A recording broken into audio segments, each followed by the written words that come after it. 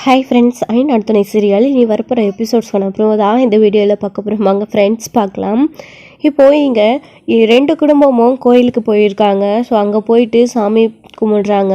கார்த்திகாவுடைய அம்மா கார்த்திகாவை கூட்டிக்கிட்டு அவங்க ஒரு பக்கம் தனியாக உட்காந்துட்டு இருக்காங்க. நம்ம சேரனுடைய குடும்பத்துக்கிட்டேயே சேர விடாமல் கார்த்திகாவை பிடிச்சு வச்சுக்கிட்டு இருக்காங்க. அதுக்கப்புறம் இங்கே எல்லாரும் சாமி கும்பிட்டு முடிக்கிறாங்க. முடிச்சதுக்கப்புறமா இதுதான் உங்களுடைய குலதெய்வ கோயிலமா அப்படின்னு சொல்லிட்டு எல்லாருமா பேசிக்கிட்டு அங்கே உட்காந்துக்கிட்டு இருக்காங்க. அப்போ பார்த்திங்க அப்படின்னா ரொம்ப நல்லா இருக்குங்க உங்கள் கோயில் அப்படின்னு சொல்லிட்டு நிலா சொல்லிட்டு இருக்கவும், என்னங்க இதெல்லாம் உங்களுக்கு ஓவராக தெரியல, சிம்பிளாக தாங்க இருக்குது, நீங்கள் ரொம்ப பாராட்டுறீங்க அப்படின்னு சொல்லிட்டு சோழன் சொல்லிட்டு இருக்காரு. அதுக்கப்புறம் ஏதோ ஒன்று பேசணும்னு சொல்லிட்டு எல்லாருமே உட்காந்து பேசிகிட்டு இருக்காங்க. அதுக்கப்புறம் தான் இங்கே அதாவது சேரனுடைய ஃபேமிலியை இங்கே திண்டுக்கல் வரும்போது கூப்பிட்டு வந்தார் இல்லையா ஒருத்தர், அவர் அதாவது இவங்களுடைய சொந்தக்காரங்க அவங்க வராங்க. ஸோ அவர் பார்த்திங்க அப்படின்னா நாளைக்கு கெடா விருந்து இருக்குது, அதாவது அவங்கவுங்க வேண்டுதலை நிறைவேற்றுறதுக்காக நாளைக்கு எல்லாரும் ஆடு வெட்டுவாங்க. அந்த சமயத்தில் உங்களுக்கு ஏதாச்சும் குறை இருந்தால் இல்லை உங்கள் வீட்டில் ஏதாச்சும் பிரச்சனை இருந்தால் அதை எல்லாத்தையும் தீர்த்து வைக்க சொல்லி நீங்களும் வேண்டிக்கலாம்.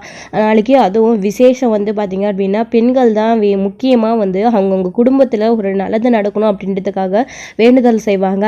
அப்படி ஏதாச்சும் உங்களுக்கு ஒரு குறை இருக்கு, வேண்டுதல் செய்யணும் அப்படின்னா உங்கள் வீட்டில் பெண்கள் யாராச்சும் இருந்தால் அவங்கள நாளைக்கு வேண்டுதல் சொல்லலாம் இல்லை அப்படின்னு சொல்லிட்டு இங்கே அவர் சொன்ன உடனே, அதாவது செய்ய சொல்லலாம் அப்படின்னு அவர் சொன்ன உடனே இங்கே எல்லாருக்குமா பயங்கர ஷாக் ஆகுது. ஸோ நம்ம வீட்டில் தான் அப்படி யாருமே இல்லையே, யார் வேண்டுதல் செய்வாங்க அப்படின்னு சொல்லிட்டு எல்லாருமே யோசிக்க ஆரம்பிச்சிடுறாங்க.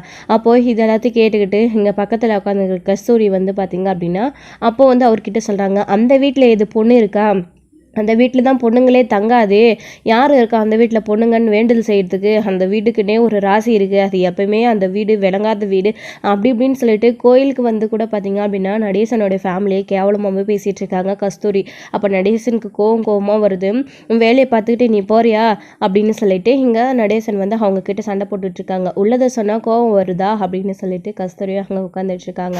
அதுக்கப்புறம் சேரன், பல்லவன், பாண்டியன், சோழன் எல்லாருமே யோசிக்கிறாங்க. ஸோ அப்படி யார் நம்ம வீட்டுக்காக வேண்டுதல் பண்ண போகிறாங்க, யாருமே இல்லை, சேரனுக்கு கல்யாணம் ஆகலை அப்படின்னு சொல்லிட்டு எல்லாரும் யோசிக்கும் போது நம்ம சேரனுமே இருந்துட்டு யோசிக்கிறாங்க.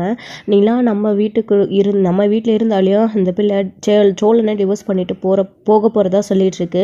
அந்த பிள்ளையை நம்ம எதுக்கு கஷ்டப்படணும், நம்ம குடும்பத்தில் ஒருத்தர் நிலா இல்லை அப்படின்னு சொல்லிட்டு சோழனும் அதாவது சேரன் யோசிச்சு பார்த்துட்டு, இல்லைண்ணே அப்படி யாரும் இல்லை, இந்த ஆம்பளைங்க ஏதாச்சும் பரிகாரம் பண்ணுற மாதிரி இருந்தால் நீங்கள் சொல்லலாமே அப்படின்னு சொல்லிட்டு சேரன் கேட்கவும், அதுக்கப்புறம் அவர் இருந்துக்கிட்டு ஏன் இவங்க இருக்காங்கல்ல, இவங்க இந்த விஷயத்தை அதாவது வேண்டுதலை செய்ய மாட்டாங்களா, நீங்கள் எல்லாரும் ஏன் செய்யணும், சோழனுடைய ஒய்ஃப் தானே நிலா அப்படின்னு சொல்லிட்டு அவங்க கேட்கவும், அதுக்கப்புறம் தான் நிலாவுமே இருந்துக்கிட்டு, ஆமாண்ணே நான் இருக்கேன்ல, ஏன்னு நான் நம்ம வீட்டுக்காக இந்த பரிகாரத்தை செய்யக்கூடாதா, நானும் நம்ம குடும்பத்துக்காக தானே இங்கே வந்திருக்கேன், அதுவும் உங்களுக்கு கல்யாணம் நடக்கணுன்றதுக்காக தானே இந்த வேண்டுதலை ஏன் நான் செய்யக்கூடாதா அப்படின்னு சொல்லிட்டு நிலா கேட்கவும், இல்லைப்பா நிலா நீ எப்படிப்பா, இல்லை யோசிச்சு தான் இந்த விஷயத்த முடிவு பண்ணியிருக்கியாப்பா நிலா அப்படின்னு கேட்கவும், அண்ணே நான் நல்லாவே யோசிச்சு தானே இந்த முடிவுக்கு வந்திருக்கேன், நீ எதுக்காக நீங்கள் அப்படி சொல்கிறீங்கன்னு எனக்கு புரியுதுண்ணே, இல்லைண்ணே நான் நம்ம குடும்பத்துக்காகவும் உங்களுக்கு ஒரு நல்லது நடக்கணும் அப்படின்றதுக்காகவும் நான் இந்த வேண்டுதலை செய்கிறேண்ணே அப்படின்னு சொல்லிட்டு நிலா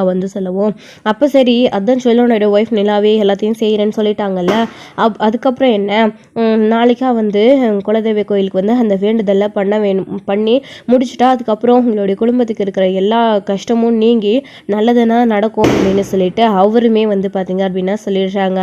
அதுக்கப்புறம் பார்த்திங்க அப்படின்னா சரி எல்லாருமே கிளம்பி வீட்டுக்கு போகலாம் அப்படின்னு சொல்லிட்டு கிளம்பி போயிட்டுருக்காங்க.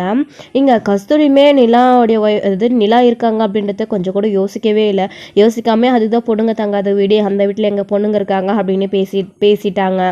இப்போது என் ஒய்ஃப் நிலா இருக்கும்போது அது எப்படி நீங்கள் எங்கள் வீட்டில் பொண்ணுங்களே இல்லைன்னு நீங்கள் சொல்ல முடியும் அப்படின்னு சொல்லிட்டு சோழன் போய் கஸ்தூரிக்கிட்ட அவர் போட்டதுக்கு அப்புறமா சண்டை போட்டுட்டு இருக்கவும், நிலாவுமே இருந்துக்கிட்டு ஏங்க எதுக்கு பேசாமல் அவங்க கிட்ட சண்டை போட்டுக்கிட்டு நீங்கள் வாங்க அப்படின்னு சொல்லிட்டு கூட்டிகிட்டு வந்துடுறாங்க நிலாவுமே.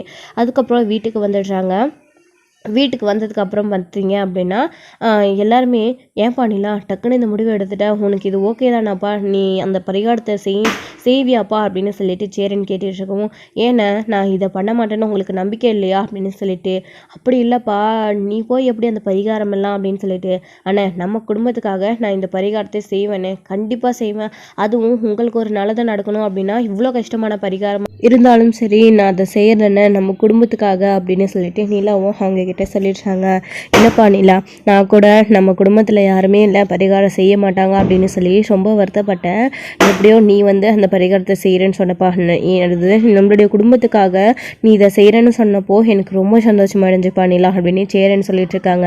ஆனால் நான் பண்ணாமல் வேறு யார் என்ன பண்ண போகிறாங்க, நான் உங்களை எல்லாரை பற்றியும் எனக்கு நல்லாவே தெரியும் அப்படின்னு சொல்லிட்டு நிலா வந்து சொல்லிட்டு இருக்கவும் அதுக்கப்புறம் தான் எல்லாரும் உட்காந்து பேசிகிட்டு இருக்காங்க.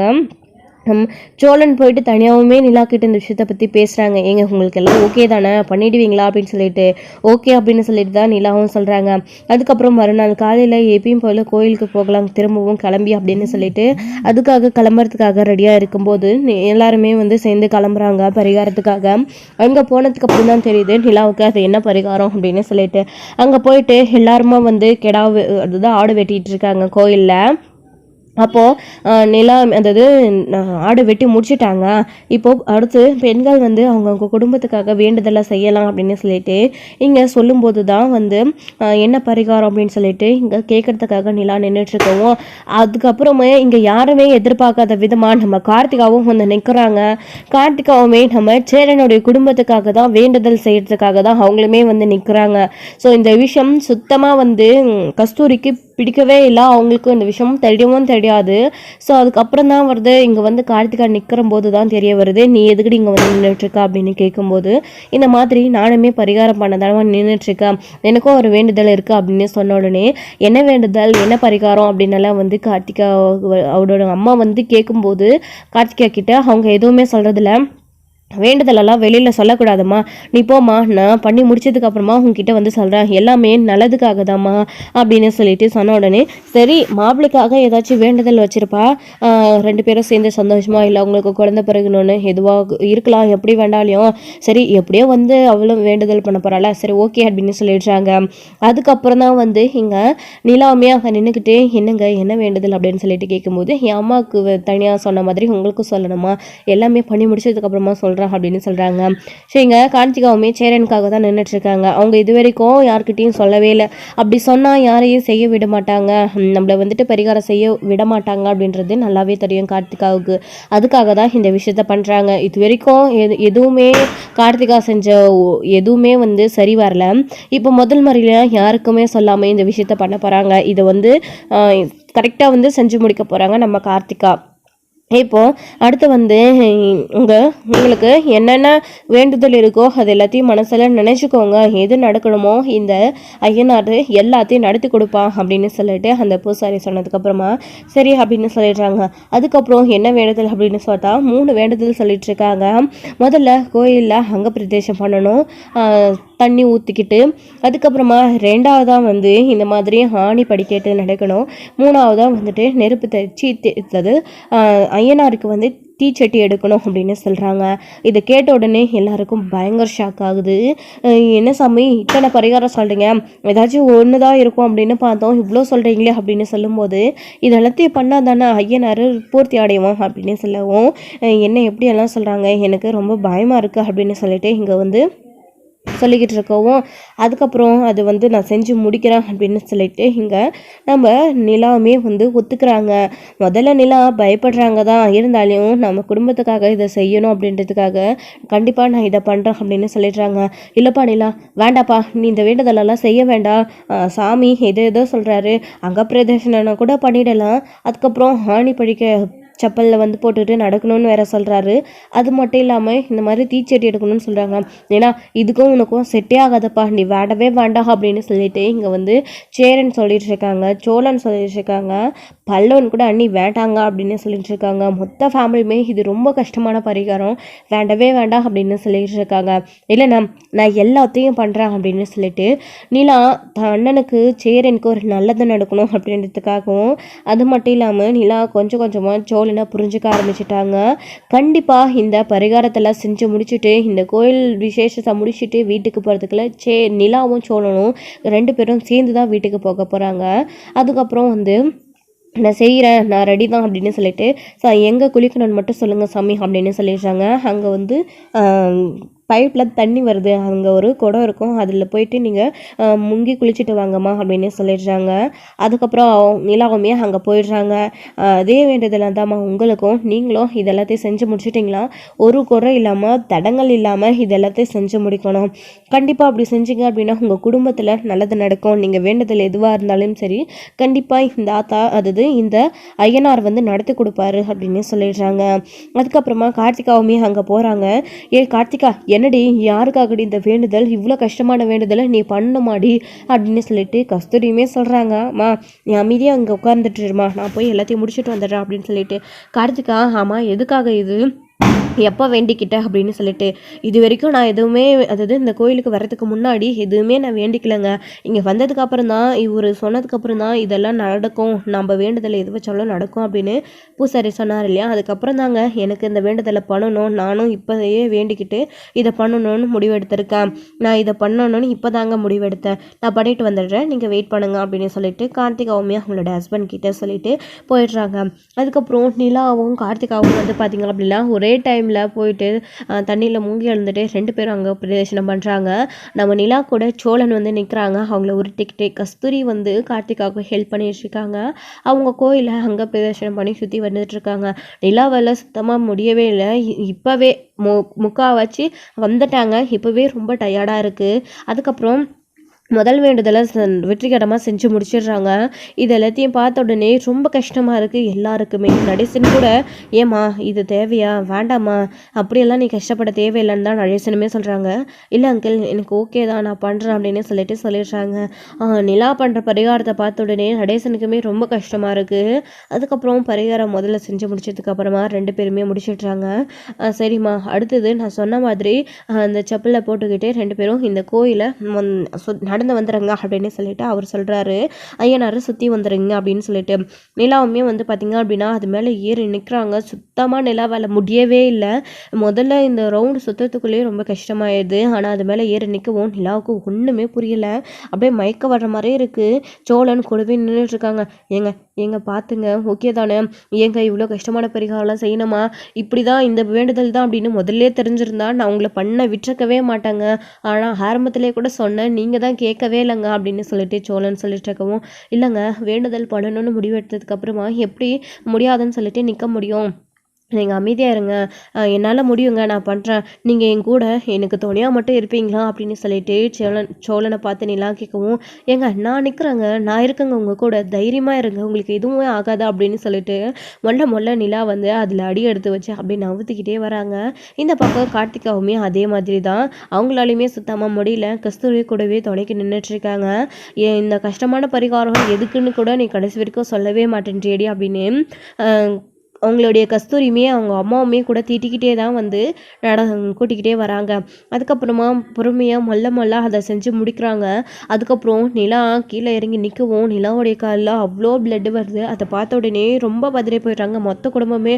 அப்படியே நம்ம சேரன் வந்துட்டு அவங்க மேலே எப்பயுமே ஒரு துண்டு வச்சுருப்பாங்க இல்லையா, அந்த துண்டை எடுத்து ஓடி வந்துக்கிட்டு நிலா இங்கே பாருப்பாக ரத்தம் வருது அப்படின்னு சொல்லி ரொம்ப பதறி போய் அந்த ரத்தத்தெல்லாம் தொடச்சிட்டு இருக்காருன்னு நம்ம சேரனுமே இருந்துக்கிட்டு, இங்கே பாருங்க எவ்வளோ பிளட்டு வருது அப்படின்னு சொல்லிட்டு, முதல்ல நீங்கள் உட்காருங்க அப்படின்னு சொல்லிட்டு சோளம் தன் மடியிலே வந்து நிலாவை சாய்ச்சிக்கிட்டு காலை நீட்டி உட்கார வச்சு அந்த இதெல்லாம் சரி பண்ணிட்டு இருக்காங்க.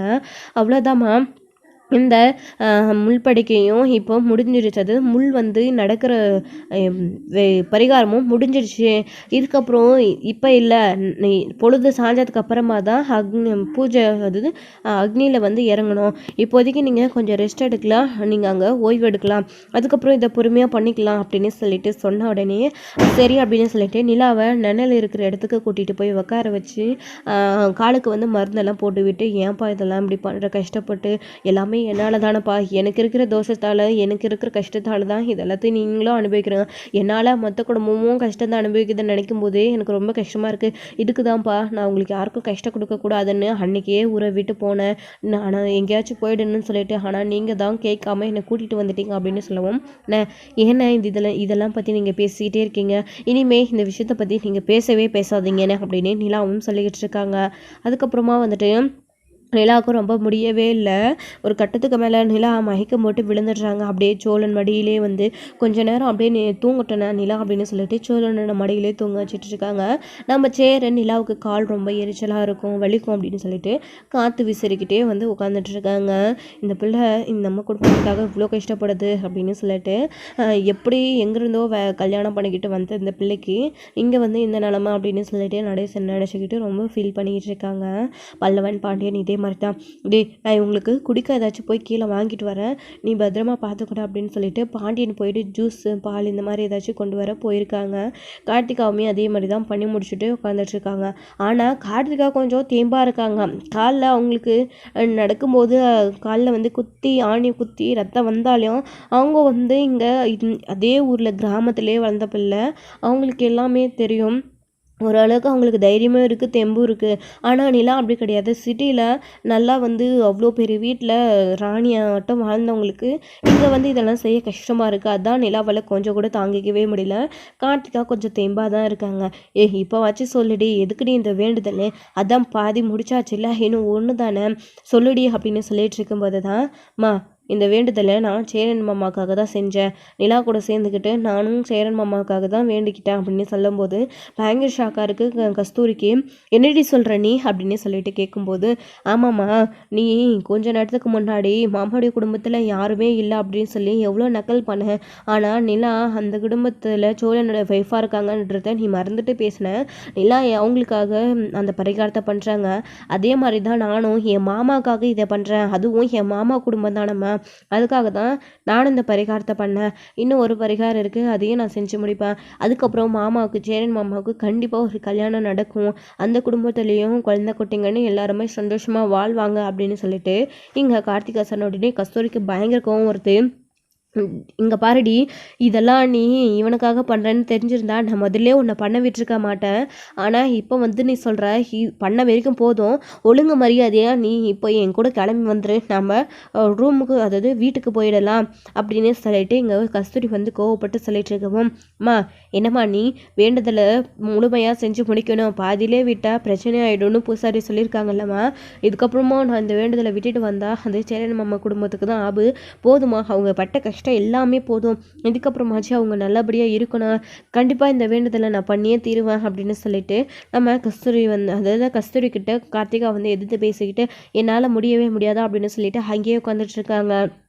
ஸோ இந்த விஷயம் எதுவுமே இங்கே சேரனோட ஃபேமிலிக்கு இது வரைக்கும் இன்னும் தெரியவே இல்லை. கார்த்திகா வந்து ஏதோ அவங்க குடும்பத்துக்காக தான் பண்ணுறாங்க அப்படின்னு தான் இவங்க எல்லாருமே நினச்சிட்ருக்காங்க வேண்டுதல் வந்துட்டு. ஆனால் வந்து இது எல்லாமே வந்து சேரனுக்காக அப்படின்னு இன்னுமே இவங்களுக்கு தெரியவே தெரியாது. ஸோ வந்து நிலா வந்து ரொம்ப டயர்டாக இருக்காங்க, அப்படியே வந்து கொஞ்சம் நேரம் படுத்து ரெஸ்ட் எடுத்துகிட்ருக்காங்க. ஸோ இதோட இந்த எபிசோட் வந்து முடிச்சிருக்காங்க. அடுத்தடுத்த எபிசோடில் என்ன நடக்க போகுது, அடுத்த பரிகாரத்தை சக்ஸஸ்ஃபுல்லாக நிலாவும் கார்த்திகாவும் செஞ்சு முடிப்பாங்களா, கஸ்தூரி வந்து கார்த்திகாவுக்கு தடையாக இருப்பாங்களா என்ன அப்படின்றத வெயிட் பண்ணி நெக்ஸ்ட் வீடியோவில் பார்க்குறேன் ஃப்ரெண்ட்ஸ். தேங்க்யூ. அதே மாதிரி சேரனுக்கு வந்துட்டு கார்த்திகாவுமே நமக்காக தான் பரிகாரம் பண்ணுறாங்க அப்படின்னு, அதாவது சேரனுக்காக தான் பண்ணுறாங்க அப்படின்னு தெரிய வந்தால் அவருடைய ரியாக்ஷன் என்னவா இருக்க போகுது அப்படின்றதெல்லாம் வெயிட் பண்ணி நெக்ஸ்ட் வீடியோவில் பார்க்குறேன் ஃப்ரெண்ட்ஸ். தேங்க்யூ. இந்த வீடியோ உங்களுக்கு பிடிச்சிருந்தா லைக் பண்ணுங்கள், ஷேர் பண்ணுங்கள், கமெண்ட் பண்ணுங்கள், மறக்காமல் பெல் ஐக்கனை கிளிக் பண்ணி வச்சுக்கோங்க.